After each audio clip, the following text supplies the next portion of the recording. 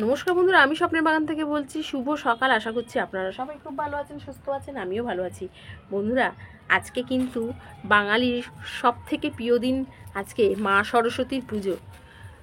ছোটোবেলায় আমরাও সরস্বতী পুজো নিয়ে খুব মেতে থাকতাম, এখনও থাকি। আমাদের পাড়ায় পুজো হয়, কয়েক ঘর মিলে পুজো হয়, সেখানে ছোট বড় সবাই মিলে বেশ আনন্দ করে। এবারও হয়েছে, আনন্দ করছে সবাই। আর তার ফাঁকে আমি চলে এসেছি আমার ছোট্ট বাগানে, যেখানে আমার আনন্দ আছে। তো সেইখানে আজকে আমি দেখাবো আমার গোলাপ রানীকে। দুটো গোলাপ গাছ কিনে এনেছিলাম, এই দেখুন। এই দুটো গোলাপ গাছ আজকে টবে দেবো, এই একটা আর এই একটা। এটা বলেছে অনেক ফুল হবে। এই যে এই হচ্ছে গোলাপের ব্যান্ডটা, নামটা দেখেছেন তো। আর এই একটা ডবল ডিলাইট। এই দুটো গোলাপ গাছ আমি কিনে এনেছি, তাই ভাবলাম আজকের এই একটা সুন্দর দিনে গোলাপ গাছ দুটোকে টবে দেবো। তো মাটি আমার রেডি করা ছিল। এই মাটির মধ্যে একটু কোকোপিট আছে, মাটি আছে, দেখতেই পাচ্ছেন, কলার খোসা, ডিমের খোসা, এই সমস্ত দিয়েই আমার ছাদ বাগান, পুরোটাই জৈবভাবে। তো এখানে আমি আজকে দেবো কমলা লেবুর খোসাটা, সব কিছু আছে, কমলা লেবুর খোসা, কিছুই বাদ নেই। আর মাটি রয়েছে, একটু কাঠের গুঁড়ো, মাটি, তার মধ্যে চা পাতা, ডিমের খোসা, কলার খোসা, এগুলো। আর এখন আমি একটু দেবো হাড়ের গুঁড়ো, একেবারে দিয়ে বসাবো তো। এই যে একটু নিয়ে নিচ্ছি হাড়ের গুঁড়ো, 2 মুঠো হাড়ের গুঁড়ো নিয়ে নিলাম। আর নিয়ে নেবো একটু শিংকুচি, শিংকুচি একটুখানি আছে,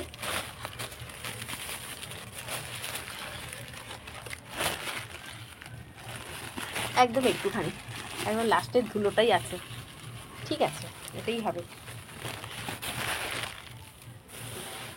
আর দিয়ে দেবো বন্ধুরা একটু নিমখোল।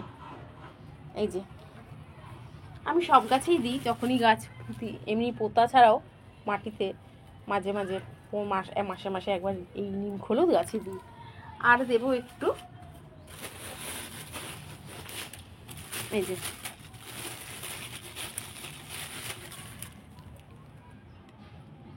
এটা হচ্ছে সিউইডের দানা, এটা একটু দিয়ে দিলাম। দিয়ে এইভাবেই আমি মাটিটাকে পুরো মিশিয়ে নিলাম। আর আগে থেকে আমার এই মাটিতে একটু চুন দেওয়া ছিল, সেই জন্য আর চুন দিলাম না, একটু নিমখোল দিলাম। একদম সাধারণভাবে আমি মাটি রেডি করি বন্ধুরা। ডিমের খোসাটা একটু কুচিয়ে নিই।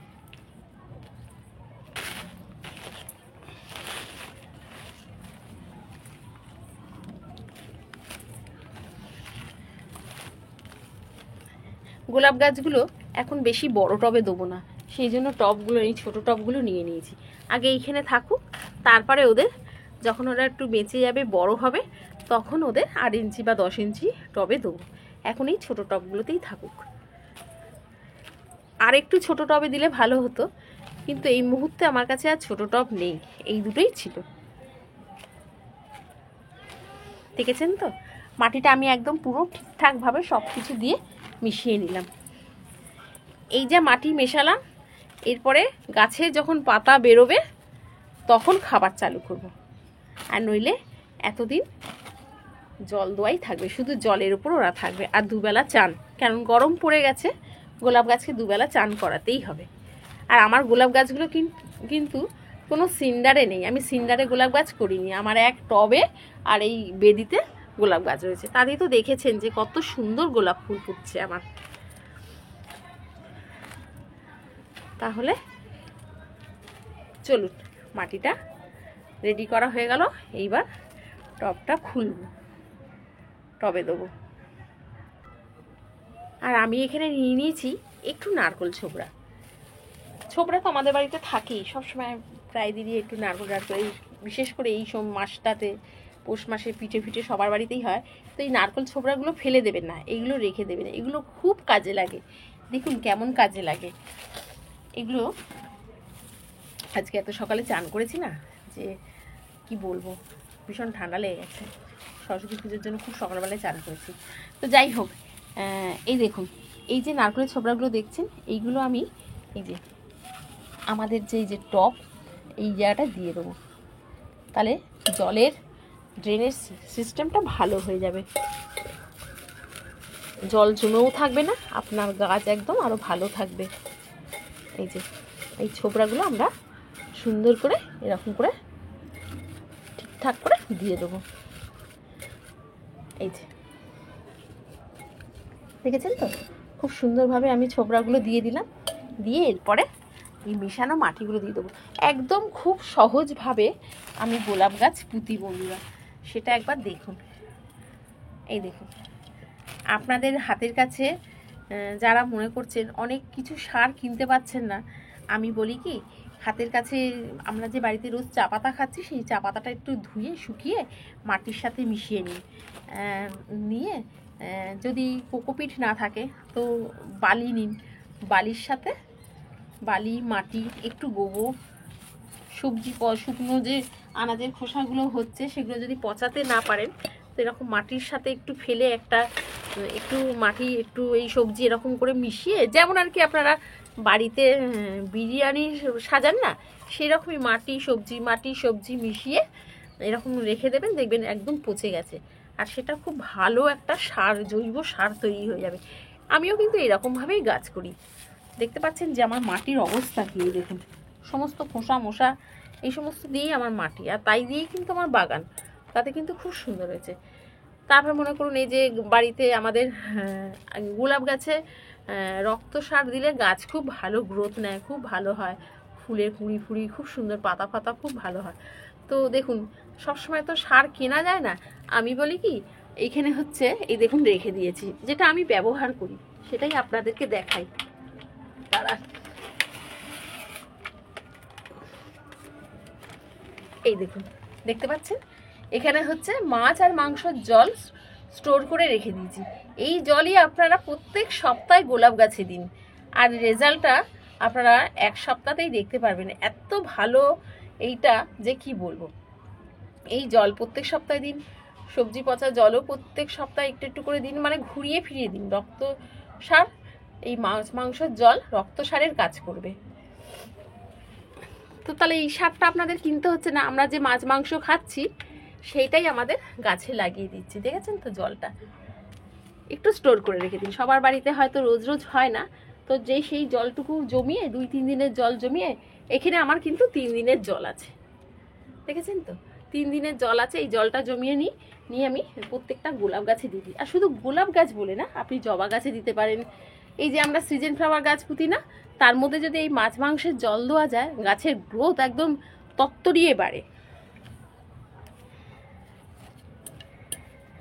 এখানে টবের মাটি রেডি করা হয়ে গেল, এইবার গাছ পোতার পালা। যদি গোড়ায় তুষ থাকতো তাহলে একটু তুষগুলোকে ঝেড়ে দিতাম, কিন্তু এর গোড়ায় তুষ নেই, পুরোটাই মাটি আছে, তো আমি এই মাটি সমেত এইখানে বসিয়ে দিলাম। অনেকটাই বেশি টবে মাটি হয়ে গেছে।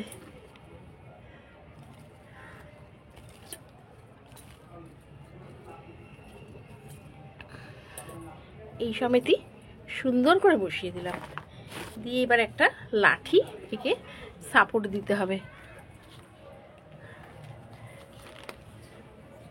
খুব নর্মালভাবে আমি গোলাপ গাছটাকে বসালাম, তারপরে এদের যখন এরা ঠিক এই মাটির সাথে নিজেদেরকে অ্যাডজাস্ট করে নেবে, আর যখন নতুন পাতা বেরোবে তখন এদের খাবার চালু করব।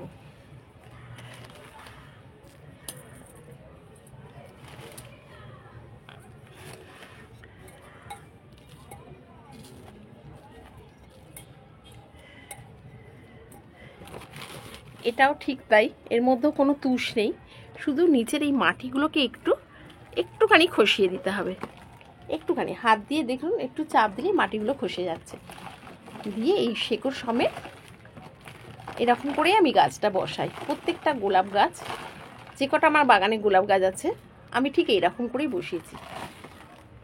তুষ থাকলে তুষগুলোকে পুরো আগে ধুয়ে ফেলে দিই, আর নইলে এরকমভাবেই রেখে দিই।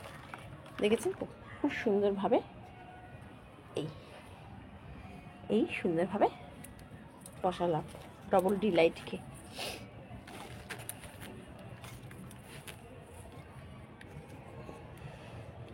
দাঁড়ান,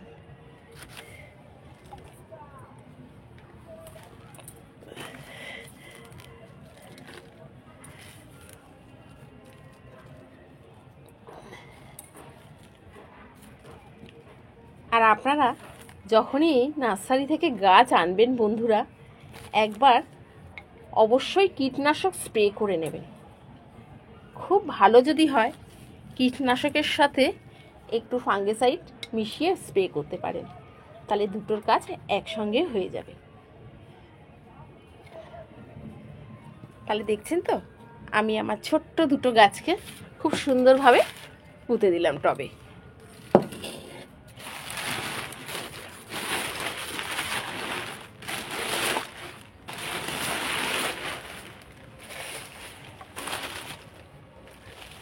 আজকে একটা সুন্দর দিন, সরস্বতী পুজো,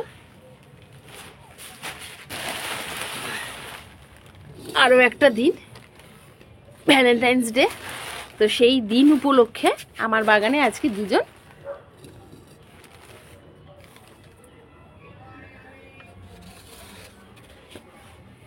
নতুন অতিথি, আমার বাগানে আজকে দুজন।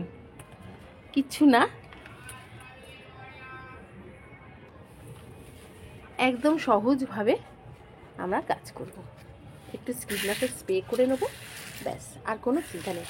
আমার এই কীটনাশকের মধ্যে একটু ফাঙ্গিসাইড মেশানো আছে। তাতে হয় কি, নতুন গাছ আমরা নার্সারি থেকে আনছি, বিভিন্ন ধরনের অনেক সময় পোকামাকড় লেগেই থাকে গাছে, সেই পোকামাকড় আমাদের বাগানে চলে আসে। সেই জন্য আমরা যদি এই বাগানে আসা মাত্রই যদি একটু ফাঙ্গিসাইড বা কীটনাশক স্প্রে করে নিতে পারি, দুটো একসঙ্গে যদি একটু মিশিয়ে, তাহলে আর কোনো ভয়ের থাকলো না। চলুন একবার জল দিয়ে দেখিয়ে নিই যে আমার গাছটা কেমন, ড্রেনেজ সিস্টেমটা ভালো কিনা। আমার গাছ পোতা শেষ, এবার ওদের মাটিতে জল দিয়ে দিলাম, আর একটা সাপোর্ট দিয়ে দেবো।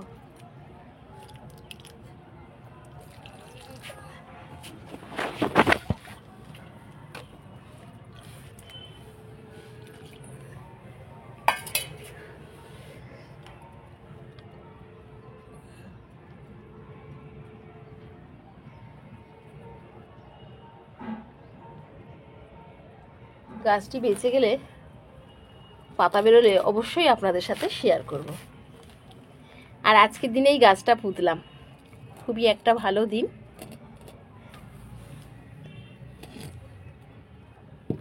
আর একটু জল দিতে হবে।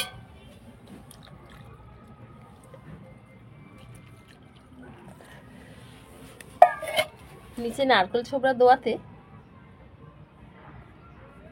জলের ব্যবস্থা কিন্তু ভালোই হয়ে যাবে। এই দেখুন, দেখতে পাচ্ছেন জল এবার আস্তে আস্তে বেরোতে শুরু করে দিয়েছে। নার্সারিতে গিয়ে যখনই গোলাপ গাছ দেখি তখনই আর ঠিক থাকতে পারি না। তো দেখুন বন্ধুরা, খুব সুন্দরভাবে ওর জল বেরিয়ে যাচ্ছে। এই দেখুন, দেখেছেন? এই দেখুন, খুব সুন্দরভাবে ওর জল বেরোচ্ছে। ড্রেনের ব্যবস্থাটা ভালো থাকলে তাহলে আর কোনো ভয় থাকে না। এই দেখুন, এটারও ঠিক তাই।